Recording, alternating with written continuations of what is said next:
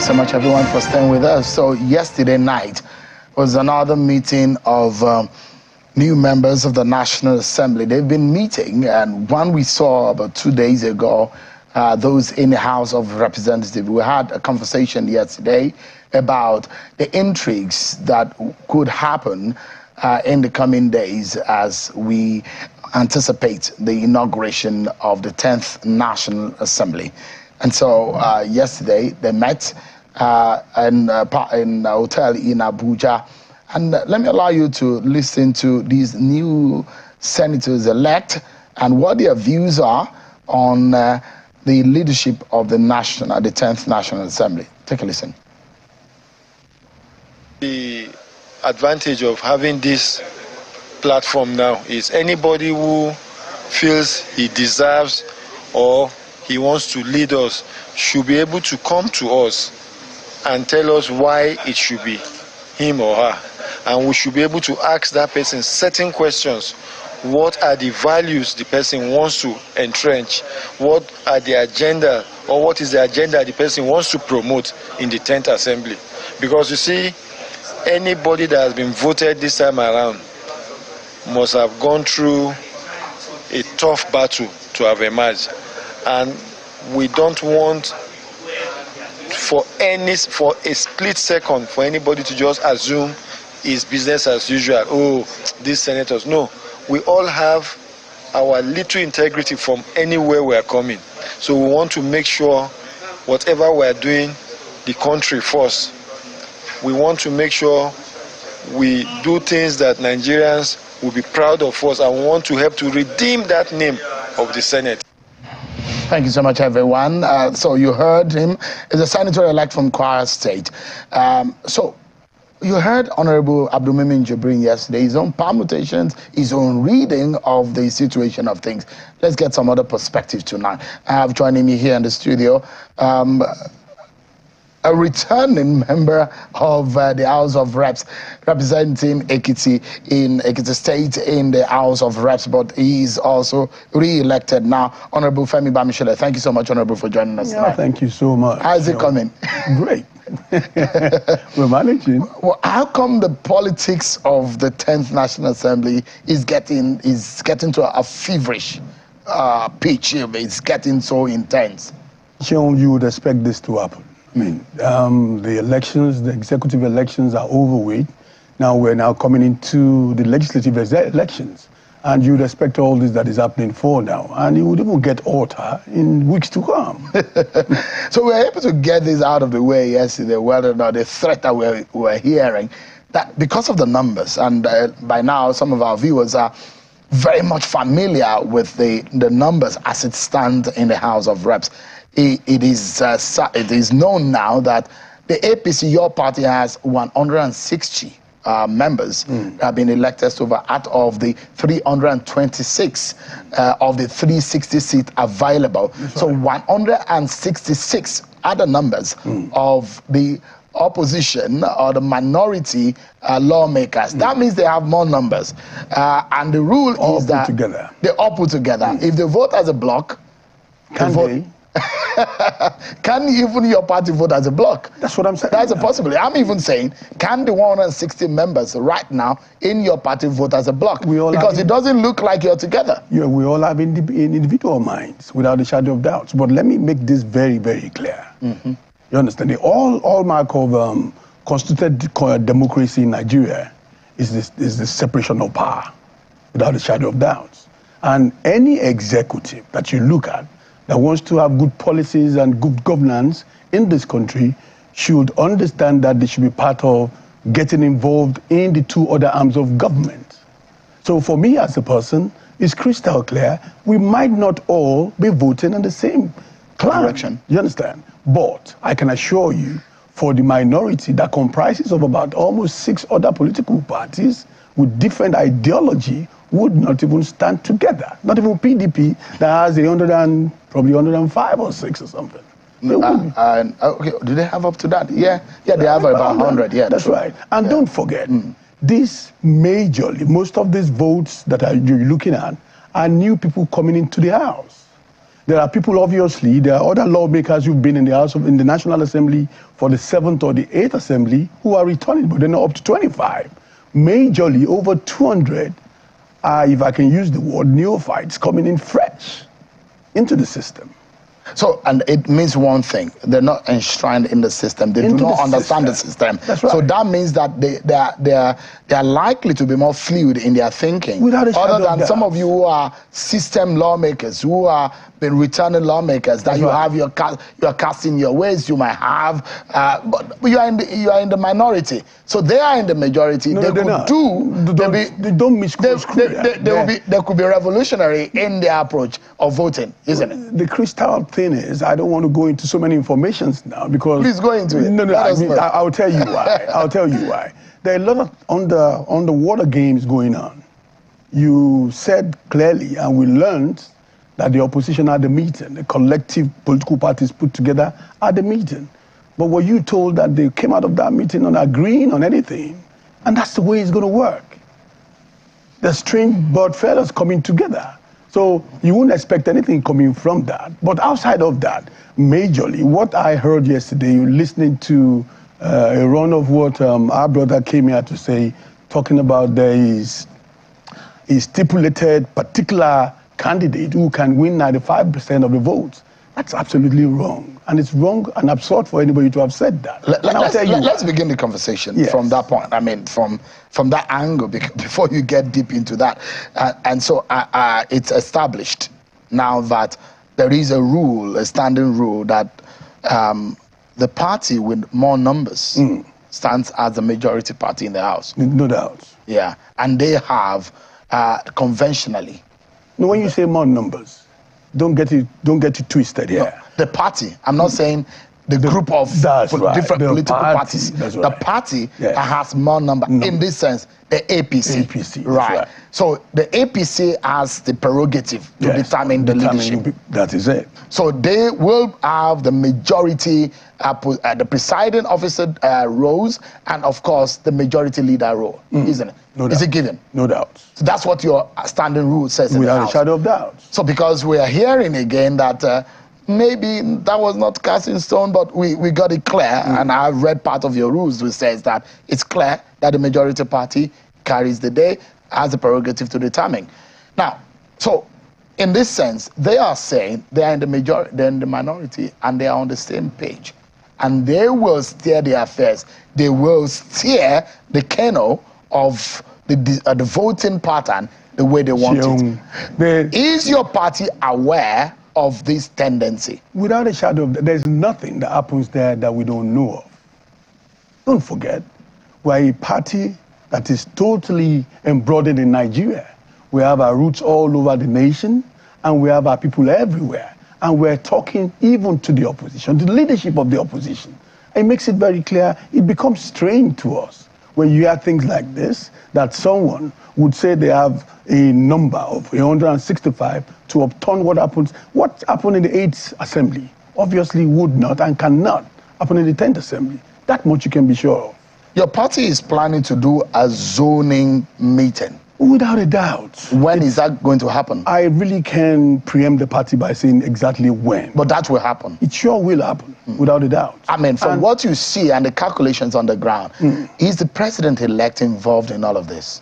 Or how deeply is involved? I just told you, I just gave you a narrative that any executive that is going to throw out good policies for good governance of the people of this country and would be able to work with the legislative arm and the judiciary must have a hand in some processes that goes there. Does not mean that they will determine. It is the right of lawmakers in the National Assembly to determine who governs them, who leads them as principal officers. But without a doubt, the executive has a role to play. And what is this role? Through the party, by zoning. What brought this president-elect? It's zoning. And we can't go away from that. Do you agree that your party should zone in the pattern of the 1999 when Olusegun Obasanjo from the southwest and Atiku Abubakar of the northeast emerged as president? And we see this happening. Now we see the same thing playing out again Bola Tinubu all from the southwest, and Kashim Shettima from the northeast. And so there are those people who argue that whatever happened in 1999, let's use that template. No. Do you think it's fair enough? No, it's not fair enough. There's so many tendencies that are different now, and we need to be as fair as we can get. Okay. One of the reasons that brought our presidential elect into office is the pattern of zoning, and arguing that he has to go back to the south. And when you got to the south, it was tilted between so many people within the south, southeast, south, and southwest. But southwest made the day. So this time out, I make it bold to tell you that what needs to be fair has to be fair. If you look at the northwest, which is the argument of a whole lot of people saying that they are the highest votes, don't forget by percentage ratio, the northwest has only 16%, because they could only deliver 1 or 2 out of their states. No, 2 states out of 7 states. This North Central had about 4 out of 6, which is about 77% of the ratio calculation, whereby the Northeast had only 1 out of 6 states. So this clearly tells you that a pattern of reward needs to go into this. So for me, my simple argument to this is every zone should have a placement into the narrative that we have put up. There's 6 principal offices, 2 has gone away, South, Northeast, and Southwest.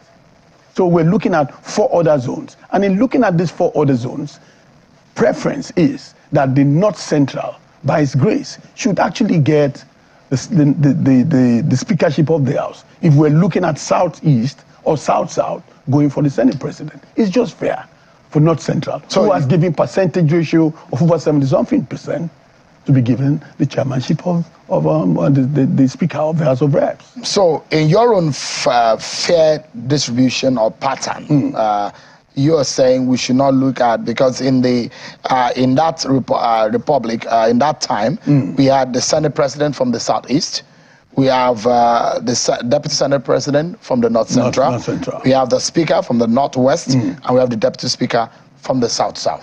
That's what we had then in 1999. At that time. Yes. So you said we cannot have it. We can have that now because the scenarios have changed, analysis have changed, percentage ratio of voting has changed, and majorly for fairness, equity, and justice, you need to look at a particular zone that has not tasted that speakership for a very long time. The only time I think they had it was during the Shehu Shagari administration for about 3 months, which is the North Central. I think it's just fair. But I mean, we're not preempting the party, but I'm almost certain when the time is right, the party will do the zoning. Don't forget again, as political animals, most of us, or majorly the close to about 80 lawmakers that are returning out of the 360, they've differently pitched their tent to various ends. You understand, to work with. But don't forget the 200 and whatever, 222 as we speak as of now, that are undecided. And these guys will determine majorly where this would go to. I mean, are you sort of being swayed now by the personalities that are involved here? If you're saying the North Central should have the speakership, so where would you suggest, for me, just a moment, yes. Where would you suggest, for example, the Senate President to come from? I'm looking for fairness, Southeast, without a doubt. Okay. Yeah. Deputy Senate President? Northwest. Okay. And Speaker? North Central. And Deputy Speaker? Could be either South-South or Southwest. Really? Yes. When you have a Southwest President? Without a doubt. And do you think that is fair? It is fair. So let's look at the names that have come up now. From you saying North Central, and you have said for your party, these are the people that have delivered. So it's a case of the percentage of those who have delivered for your party. So the region that has not delivered should be punished. No. If I said the region that did not deliver should be punished, Southeast won't take the Senate President. For fairness, equity, and justice. Well, they've been alienated for so long. Yes, they've not delivered, but I can give you a synopsis here. When you keep beating a child out of 3 in the house, what happens? He will feel not part of the family. Let's look but at the moment you offer that particular child some kind of leverage within the family, the child comes back. Let's look at the names that have cropped up from the House of Representatives now, where you are arguing for, and every day more names are coming up. But this is what we have so far. Those whom we know one way or the other, we heard that they are interested in these positions, and the names on the screen. Okay. In the House of Representatives for the speakership position, Idris Wase is from the North Central. Okay, yes. Like you're mentioning. Yes. Yusuf Gagdi from the North Central. Yes. We again is from the North Central there. Sonny Jaji. Sonny Jaji. Yeah, those are the three, isn't it? Yes, that are from the North Central. That's right. So yesterday, Honorable Jibrin was saying that 95% of lawmakers today would have gone in the way of Aliyu Betara. That's absurd. You don't agree? No, that's absurd. Is he contesting for speaker now in the Night Assembly? Because when you say today, because the elections will be coming up 13th of June, and you're bringing in 80 returnees, about 80 returnees, and over 200 and something, 230, 240 freshers coming into the House. Out of the 230, 240, are about 25 who had served either in the 7th or the 8th Assembly. So they still don't make those numbers. So where did he get a simple arithmetic to determine where the 95% is coming from? Is he saying the 95% of the 80 that are returning? Or 95% of the entire House? You know the reason why, for a moment, I had to listen to him? Because Abdul Mumin comes with some level of expertise in producing speakers. So, and I know, just for a moment, and I know that he worked for the emergence of Dogara to become speaker. That's right. He was the DG of Femba Jabiamila to become speaker. So if he has done that, those are 2 consecutive National Assembly. So if he has done that, I mean, shouldn't one listen to such a person? That's his opinion. He's not part of the Night Assembly. And I'm not saying that whatever he says is golden. That's what I'm saying. But I'm saying that is his own perhaps you personal... listen to someone who has done something. If he's done it by error once, if he does it second time, would he say it's an error? If he was part of the Night Assembly, I probably would have listened to him. He's not part of this particular bunch of people now. He was in the beginning, isn't it? At the beginning. Now, to me, he's considered a fresher, even a senior guy coming in now, because a lot had happened in his absence. So the formation of the new... So you understand better what is going on? Without a doubt, I was part of the process that worked for the emergence of Femi Gbajabiamila. I was. So there's nothing new in that formation that we all don't know about. And I'm backed with a very strong resume too. As a former speaker, I understand the legislative arm of government. So for me, it is absolutely wrong of Abdul Mumini to have come here to categorically mislead the entire nation, or those that are coming into the National Assembly. To give his own opinion. To give his own personal, yes. And it was categorically stated here. Yes, and I said that is his opinion. That's right. And he has a right to it because without a doubt. He has a mandate and he has a certificate of return. So he has an opinion to choose. He has a vote though. He has a vote. You have a vote also. Oh, without a doubt. And so, I mean, from what we see, and we have mentioned 3 people that we know on that list who are from the North Central. Yes. In terms of competence, who amongst them do you think has your vote or has... Trust me, without having to say so much. Yusuf Gadi, we came in at the same time with Deputy Speaker of the State, Plateau State. We're all still learning the ropes. But I may say that. Sonny Jaji too, I think was an 8th assembly member who is just returning back now. This could be his 2nd or 3rd term. But he's been exempted in this Night Assembly. He has a lot to learn from not being part of the Night Assembly. Even as a ranking member? Without a doubt. There's a lot of things that happen at the legislature on a daily basis. There are a lot of things that happen on a daily basis. All right, conclude now. And for me, Idris Wase, who has served as a deputy speaker, not even deputy speaker, this man has ranked. He came into the 2 elections through AC, in the days when AC was not so much in vogue in the northern part of Nigeria. He won 2 elections back to back there. He came in through the formation of APC. Now he's been in government. He was in a minority. He was a deputy minority leader, a majority leader to Femi Gbajabiamila. This is twice that he's serving Gbaja. Now as a deputy speaker of the House. When you talk competence, he knows it. Don't forget, and I want to add this for Nigerians to understand. We need to close now. Yes, let me add this quickly for Nigerians to understand. The president-elect was a former lawmaker. and the former governor of Lagos take back to back. The vice president-elect is a president-serving senator and a former governor back to back. These people are coming on the turf, hitting the ground running. We would not.